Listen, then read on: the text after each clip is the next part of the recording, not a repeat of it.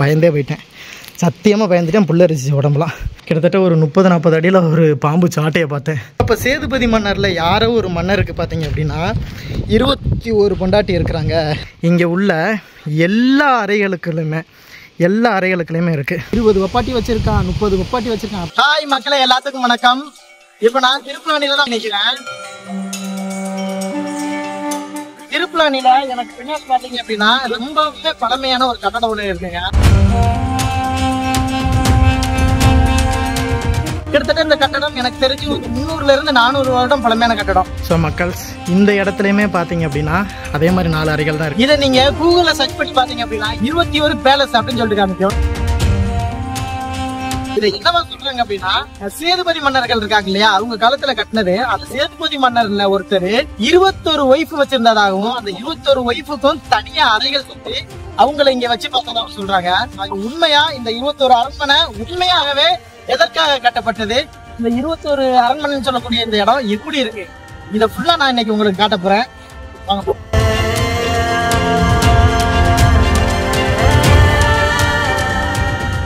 So மக்களே, அந்த கட்டடத்துக்கு பக்கத்தில் நான் வந்துட்டேன். எனக்கும் அந்த கட்டடத்துக்குமே கிட்டத்தட்ட ஒரு 50-60 மீட்டர் தூரமாக இருக்கும். இவ்வளோ தூரத்தில் இருந்தால் மட்டும்தான் இந்த கட்டடத்தோட முழு அமைப்பையுமே நான் காமிக்க முடியும். ஏன்னு கேட்டிங்கன்னா, அவ்வளவு பிரம்மாண்டமாக அவ்வளவு நீளமாக கட்டியிருக்காங்க. ஸோ இது எதுக்கு கட்டினாங்க அப்படிங்கிற விஷயத்தை தெரிஞ்சுக்கிறதுக்கு முன்னாடி இதோட அமைப்பு எப்படி இருக்குது அப்படிங்கிறத நம்ம தெரிஞ்சுக்குவோம். ஏன்னா இதோட அமைப்பு எப்படி இருக்குங்கிறத உங்களுக்கு நீங்கள் பார்த்துக்கிட்டிங்கன்னா தான் ஸோ இது இதுக்காக தான் கட்டினாங்க அப்படிங்கிறத நீங்கள் புரிஞ்சுக்க முடியும். ஸோ அது மாதிரி பாருங்கள், இது எல்லாமே அந்த செங்கற்கல் இருக்குல்ல, செங்கல்கல்லை வச்சு தான் கட்டியிருக்காங்க. கீழே அடிமானத்துலேருந்து மேலே வரையிலுமே செங்கல்கல்லை வச்சு தான் இந்த இதே கட்டியிருக்காங்க. ஸோ நான் இன்னும் கிட்ட போய் உங்களுக்கு காமிக்கிறேன். இங்கே பாருங்கள், அந்த இடம் மேலே ரூஃபு, அந்த இடம் அழிஞ்சு போச்சு, டோட்டலாக அழிஞ்சு போச்சு, செதஞ்சு போச்சு. இருந்தாலும் அந்த இடம் எப்படி அழிஞ்சு போய் கிடக்குன்னு பாருங்கள். ஸோ இங்கேயுமே ஓரளவு ஏதோ அந்த காலத்தில் இருந்த ஒரு கட்டடம் அப்படிங்கிற மாதிரி பிரம்மாண்டமாக தெரியுது. இதுக்கு முன்னாடி இந்த இடம் எப்படி இருந்திருக்கும் அப்படிங்கிறத நினச்சி ஒரு மாதிரியாக உள்ளுக்குள்ள என்னால் கற்பனை பண்ண முடியுது. இந்த இடத்துக்கு வந்த உடனே இங்கே பாருங்களேன், இந்த இடத்துல நிலக்கதவு இருந்திருக்கணும். இது வாசல், ஆனால் நிலக்கதவு இல்லை. சூரிய வெளிச்சத்துக்கு ஒன்றுமே தெரில. நான் உள்ளே போய் காமிக்கிறேன்.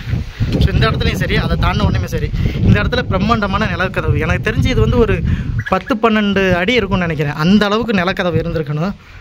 இதை பேர்த்து எடுத்துகிட்டு போயிட்டாங்களா, என்னாச்சு அப்படிங்கிற எந்த ஒரு ஐடியாவுமே இல்லை. உள்ளே வந்த உடனே நான் சென்டர் பிளேஸுக்கு போகிறேன் பாருங்களேன். ஸோ இதுதாங்க இந்த இடத்தோட சென்டர் பிளேஸு. இந்த சென்டர் பிளேஸுக்கு வந்துட்டோம் அப்படின்னா 4 பக்கத்தையுமே, ஸோ இது ஒரு பக்கமா, இது ஒரு பக்கமா, அது மாதிரி இது ஒரு பக்கமா, அது மாதிரி அப்படியே இங்கே வந்தோம் அப்படின்னா இது ஒரு பக்கம். இந்த 4 பக்கத்தையுமே வீடு மாதிரி ஒரு அமைப்பு. இந்த சைடு ஒரு ரூம் இருக்கிற மாதிரி, இந்த சைடு ஒரு ரூம் இருக்கிற மாதிரி, இந்த 4 பக்கத்தையும் 4 ரூம் இருக்கிற மாதிரி. அது மாதிரி நான் வந்த உடனே லெஃப்ட் சைடில் திரும்பி போகிறேன். அந்த லெஃப்ட் சைடில் மேலே படிக்கட்டு இருக்குது. இந்த படிக்கட்டை பாருங்களேன். ஸோ அந்த படிக்கட்டையெல்லாம் வச்சு பார்த்தோம் அப்படின்னா இது ஏதோ ஒரு காவல்காரர்கள் மேலே போய் காவல் காக்கிறதுக்கு இருக்கிற இடம் மாதிரியே தெரியுது பாருங்கள். மேலே ரூஃப்லாம் இடிஞ்சு விழுந்துருச்சு. ஆனால் இது காவல்காரர்கள் காவல் காக்கிற இடம் மாதிரியே இருக்குது, தெரியுதா? ஸோ அது மாதிரி இங்கே வந்தீங்க அப்படின்னா அந்த 4 பக்கத்தையும் 4 ரூம் மாதிரி இருந்துச்சுல, அந்த ரூமுக்குள்ளே தனித்தனியான அறைகள் இருக்குது. ஸோ ஒவ்வொரு அறையுமே இப்போ எப்படி இருக்கும் பாருங்கள். இப்போ தான் இங்கே ஏதோ சமைச்சு சாப்பிட்ருக்காங்க, அந்த தடம் கூட இருக்குது. ஸோ இது ஒரு அறையாக இருக்கா. நம்மளுக்கு எல்லாத்துலேயுமே பேரை எழுதி வச்சுட்டு போயிடுவாங்க. அது ஒன்று இருக்குது. அது மாதிரி இது ஒரு அறையாக இருக்குது பாருங்கள். இது ஒரு அறை, தனியான அறை. அது மாதிரி இது ஒரு அறை. அது மாதிரி அதை தாண்டி அங்கிட்டு ஒரு அறை. இதுக்குள்ளேயே கிட்டத்தட்ட 1 2 3 அங்கிட்டு 1 4 5. அந்த அறைக்கு நடுவில், அந்த அறையை பார்க்குறதுக்கு நடுவில் ஒரு பிளேஸு.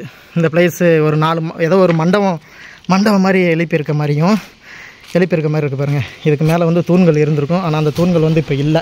அத்தடி மயில் பறந்து போது பயந்தே போயிட்டேன். சத்தியமாக பயந்துட்டேன். புல்லரிச்சு உடம்புலாம். ஸோ இந்த இடத்துல ஒரு சிலவங்க என்ன சொல்கிறாங்க அப்படின்னா, இது குளமாக இருந்துச்சு, ராணிகள் இங்கே தான் இருந்துட்டு இதில் தான் குளிப்பாங்க அப்படிங்கிற மாதிரி சொன்னாங்க. ஆனால் என்ன உண்மை அப்படிங்கிறது அந்த காலத்தில் இருந்தவங்களுக்கு மட்டும்தான் தெரியும். தூண் இந்த இடத்துல இருந்திருக்கு, அது எப்படி உடஞ்சி விழுந்திருக்கும் பாருங்கள். இதில் எத்தோ தண்டி புத்துன்னு. போன வாட்டி நான் இதுக்குள்ள வரும்போது கிட்டத்தட்ட ஒரு 30-40 அடியில் ஒரு பாம்பு சாட்டையை பார்த்தேன். பெரிய பாம்பு இதில் இருக்கிறதா சொன்னாங்க. அதையும் மீறி வந்திருக்கேன். தவறு எதுவும் செஞ்சுருந்தால் மன்னிச்சுக்குங்க, நான் இதை தாண்டி போயிடுறேன். ஸோ இந்த இடத்த நம்ம வந்து சுற்றி வந்துடலாம். ஆனால் இந்த இடம் ஃபுல்லாமே வந்து ரொம்ப டேமேஜாக இருக்குது. இதுக்குள்ள போக கண்டிப்பாக எனக்கு பயமாக தான் இருக்குது.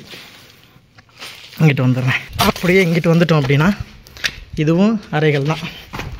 ஸோ சுற்றி அறைகள் மட்டும்தான் அங்கே இருக்குது. ஸோ அது மாதிரி இது இன்னொரு பிளேஸ் போகிற இடம். இது வந்து திரும்ப வெளியே வந்தாச்சு. திரும்ப வெளியே வந்து இந்த மறுபடியுமே நான் அந்த படிக்கட்டுக்கிட்ட வந்துட்டேன். இது வந்து ஒரு மூலையில் உள்ள அறைகள். ஸோ நான் இப்போ வந்து நான் வந்த உடனே லெஃப்ட் சைடில் திரும்பி ஒரு படிக்கட்டு ஒன்று இருந்துச்சு. அந்த படிக்கட்டுக்கு பக்கத்தில் ஒரு மூலையில் அறை இருந்துச்சுல, அந்த அறையில் உள்ளதை வந்து சுற்றி காமிச்சிருப்பேன். இதே மாதிரி தான் இங்கே உள்ள எல்லா அறைகளுக்குள்ளேயுமே இருக்குது.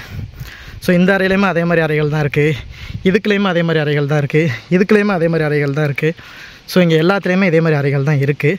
ஸோ அதையுமே நான் ஒரு சில இடங்களுக்கு போக முடியுதா அப்படிங்கிறத நான் சுற்றி காமிச்சிடுறேன். ஸோ அது மாதிரி அங்கேருந்து இன்னொரு அறை இருக்கும்ல, அந்த பிளேஸுக்கு வந்து வந்துட்டேன். இங்கே பாருங்களேன், இங்கேயுமே அப்படி தான் இருக்குது. எல்லா இடத்துலையுமே நிலக்கதவுகள் வந்து இருந்திருக்குங்க. எல்லா நிலக்கதவையுமே வந்து ஆட்கள் எல்லாமே பேர்த்து எடுத்துட்டாங்க. ஸோ அந்த மூலையில் இருக்கிற அறைகளில் எப்படி இருந்துச்சோ அதே மாதிரி தான் இந்த அறைகள்லையும் வந்து சுற்றி எல்லா இடத்துலையுமே இருக்குது. அதே மாதிரி அதோட சென்ட்ரல் பிளேஸில் வந்து அந்த குளம் சொன்னோம்ல, அந்த பிளேஸ் மாதிரி ஒரு பிளேஸ் வந்து இருக்குது. ஸோ நீங்கள் பார்த்தீங்கன்னா தெரியுதா, ஆனால் ஃபுல்லாமே வந்து கருவிகள் வளர ஆரம்பிச்சிருச்சு. அப்படி தான் எல்லா இடமுமே இருக்குது. ஸோ மக்கள்ஸ் அந்த பிளேஸை நீங்கள் வந்து பார்த்துருப்பீங்க, அதுவும் ஒரே மாதிரியாக தான் இருக்கும். அது மாதிரி பார்த்தீங்க அப்படின்னா இந்த இடத்த பாருங்களேன், இந்த இடத்துலையுமே அதே மாதிரி தாங்க இருக்கும். ஸோ நான் இதோட டீட்டெயில் நான் உங்களுக்கு தெளிவாக சொல்லிடுறேன். ஒன்றும் இல்லைங்க, இது வந்து வர்ற பாதை. வந்த உடனேமே இது வந்து சென்ட்ரல் பிளேஸு. சென்ட்ரல் பிளேஸில் நம்ம ஏற்கனவே சொன்ன மாதிரி 1 2 3 4 மொத்தம் 4 அறைகள் மாதிரி கட்டியிருக்காங்க. இந்த 4 அறைக்குள்ளேயுமே வந்து பார்த்திங்க அப்படின்னா ஒரு 5 அறைகள் கணக்கில் கட்டியிருக்காங்க. அப்போனா 1 5 5 2 10 3 15 4 5 20 மொத்தம் 20. ஸோ இந்த சென்ட்ரு பாயிண்டில் ஒரு அறை இருக்குது தனியாக, தெரியுதா உங்களுக்கு? இந்த ஒரு அறை, இந்த பிளேஸையும் சேர்த்தோம் அப்படின்னா 21வது அறை அப்படிங்கிற மாதிரி வருது. ஸோ இதை பேஸ் பண்ணி தான் இதை வந்து 21 பேலஸ் அப்படிங்கிற மாதிரி போட்டிருக்காங்க. நான் இந்த இடத்த நான் கிட்ட போய் காமிக்கிறேன் பாருங்களேன். ஸோ இந்த இடத்தையும் சேர்த்து தான் இந்த இடத்த பாருங்கள், இது ஒரு தனி அறை.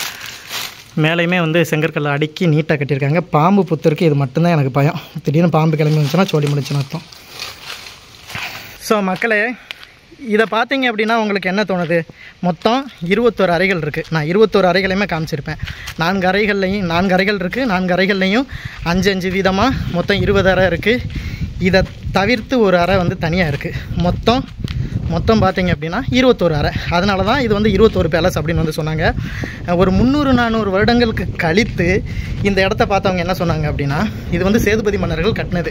ஸோ அப்போ சேதுபதி மன்னரில் யாரோ ஒரு மன்னருக்கு பார்த்தீங்க அப்படின்னா 21 பொண்டாட்டி இருக்கிறாங்க. அந்த 21 பொண்டாட்டியவும் இந்த இடத்துல தான் வந்து அவர் வந்து குடி வச்சுருந்தார். ஒவ்வொருத்தவங்களுக்கும் ஒவ்வொரு தனியான அறையை கொடுத்து 21 மனைவிகளையும் அடிக்கடி இங்கே தான் வந்து பார்க்க வைப்பார். ஸோ அதனால தான் வந்து இது வந்து 21 அரண்மனைகள் அப்படிங்கிற மாதிரி சொல்லிட்டாங்க. ஆனால் உண்மை என்ன அப்படின்னு கேட்டிங்கன்னா அது கிடையாதுங்க. ஏன்னா இந்த கோட்டை இருக்கு இல்லையா, இந்த கோட்டை எப்படி உருவானது தெரியுமா? அதாவது இந்தியாவுக்குள்ள நம்ம தமிழ் மன்னர்கள் ஆட்சி பண்ணிட்டு இருக்காங்க. அதாவது இன்னையிலிருந்து ஒரு 300-400 வருடங்கள் முன்னாடி. இப்போ வந்து என்ன பண்றாங்க அப்படின்னா, அதாவது ஆங்கிலேயர்கள் வந்து உள்ள வர்றாங்க. உள்ள வந்து நம்ம இந்தியாவை, தமிழ்நாட்டை வந்து ரூல் பண்றாங்க. ஸோ அப்படி ரூல் பண்ணும்போது அவங்க ஒரு விஷயத்த வந்து இங்க வந்து பாக்குறாங்க. என்ன அப்படின்னு கேட்டீங்கன்னா, இங்க வந்து ஒவ்வொரு ஆட்சியும் நடைபெறதுக்கு மிக முக்கியமான காரணமா இருக்கிறது என்ன அப்படிங்கறத நோட்ட வர்றாங்க. அவங்களுக்கு வியாபாரம் பண்றதும் வணிகம் பண்றதும் தான் ஒரு ஆட்சியை வந்து நிலைநாட்டுது அப்படிங்கிற விஷயத்த கண்டுபிடிக்கிறாங்க. உடனே அவங்க என்ன பண்றாங்க, கடல் கடந்து வணிகம் பண்ண ஆரம்பிக்கிறாங்க. சோ இதனால நம்ம தமிழ் மன்னர்களுக்கு, அந்த டச்சுக்காரர்களுக்கு வந்து ஒரு பெரிய போர் வருது. சோ அந்த போர் வந்து சேதுபதி மன்னர்களுக்கும் இவங்களுக்கு வருது. சோ அப்படி போர் வரும்போதுதான் இந்த அவங்களுடைய மன்னர்கள், அதாவது அவங்களுடைய வீரர்கள் இருக்காங்க இல்லையா, வீரர்கள் தங்குறதுக்கு இந்த இடத்த வந்து கட்டுறாங்க. ஏன் இந்த இடத்துல வந்து கட்டினாங்க அப்படின்னு பக்கத்துலதான் வந்து சேதுக்கரை இருக்கு. இங்க இருந்து கிட்டத்தட்ட ஒரு 5-6 கிலோமீட்டர்ல தான் சேதுக்கரை இருக்கு. சோ அவங்க ஆங்கிலேயர்கள் என்ன பண்ணாங்க அப்படின்னா, இந்த கடல் கடந்து போய் தான் அவங்க வந்து வணிகம் பண்றாங்க. சோ இதனால வந்து நம்ம தமிழ் மன்னர்களுக்கு வந்து பாதிப்பு ஆகுது. இதை தடுத்து நிறுத்தணும் அப்படின்னு சொல்லிட்டு தான் அந்த மன்னர் என்ன பண்றாரு, நம்ம சேதுபதி மன்னர் இந்த இடத்துல கோட்டையை கட்டி அவங்களை தடுத்து நிறுத்தி நம்மளுக்கு கீழே தான் அவங்க வியாபாரம் பண்ணணும் அப்படின்னு சொல்லிட்டு அவங்களுடைய ஆட்கள் இந்த இடத்துல போட்டு அவங்க ஓய்வு எடுக்கிறதுக்கு அறைகளை கட்டி விட்டு இந்த இடத்த இன்னைக்கு திருச்சி ஏதோ ஒரு வடக்கன்ஸ் ஒரு வீடியோ வந்து பார்த்தேன். அந்த வடக்கனோ இல்ல எவன் இருந்தாலும் தெரியல, இன்னைக்கு தமிழ் மன்னர்களை 20 வப்பாட்டி வச்சிருக்கான், 30 வப்பாட்டி வச்சிருக்கான் அப்படிங்கிற மாதிரி பிரிச்சு விட்டுட்டு நம்ம தமிழ் மன்னருடைய மானத்தையே கப்பல் ஏற்றிட்டாங்க அப்படின்னு சொல்லலாம். வீரத்துக்காக கட்டப்பட்ட ஒரு கோட்டைய இன்னைக்கு 21 மனைவிய வச்சிருந்த இடமா ஆக்கிறாங்க. ஒரு மனசுக்கு அவ்வளவு ஒரு அதிக கடுப்பா இருக்கு, ரொம்ப மனச்சங்கட்டமான ஒரு விஷயமா இருக்குங்க. இதெல்லாம் நினைச்சு பார்த்தா அவங்க செவருடைய விடலாம் போல தான் இருக்கு. இருந்தாலும் இந்த உண்மையான விஷயத்த நீங்க தெரிஞ்சுக்கணும் அப்படின்னு சொல்லிட்டு தான் இந்த வீடியோ எடுக்கணும்.